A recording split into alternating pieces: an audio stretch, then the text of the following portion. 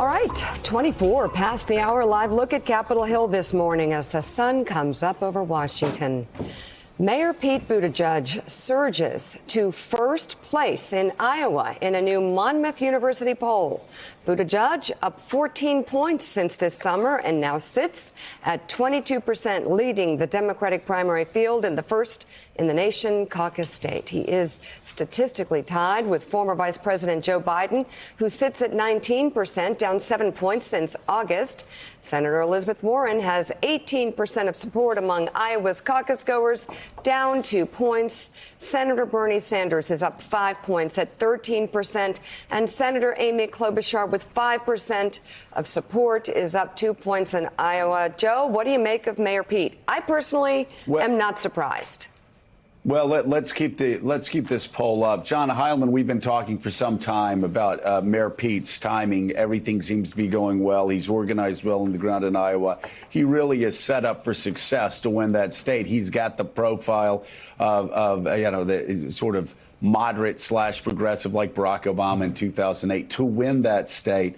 But there are a couple interesting things in this poll. If you match it with the other poll we showed yesterday morning from New Hampshire, Joe Biden, the bleeding has seemed to stop. I know they're comparing this poll with their last one back in August. But if you just look at the swath of polls that have come out over the past several weeks, Biden's been in fourth place in a lot of them. Here, he's clumped in with the other three, but at the same time, you have Mayor Pete on the rise. Joe Biden, it seems recent polls to be stemming the bleeding. And Elizabeth Warren has, interestingly enough, it seems that actually issues do matter. And right now she's on the defensive on her Medicare for All plan. And you've seen that meteoric rise of hers in most polls sort of at a standstill. And if you look at the other polls across the country, I mean, Biden's in first place in most of the state polls, in most of the national polls.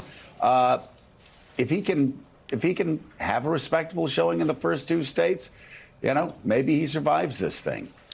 Well, a lot in there to unpack, Joe. First of all, I mean, the reality is that right now that Mayor Pete in Iowa has momentum that's clear. Well, whether you compare it to the last Monmouth poll and then you, as you said, look at the cluster of Iowa polling recently, I think it's fair to say, given margin of error and everything else, that you really are still looking at basically a four-way race in Iowa. That those four candidates at the top, that any of them could eventually win the state. It's the case that Pete Buttigieg has the momentum on the upward direction, that Elizabeth Warren, as you say, both in Iowa and elsewhere, as soon as she got to frontrunner status, the same thing that happens to frontrunners happened, which is the scrutiny started, particularly on her position on Medicare for All.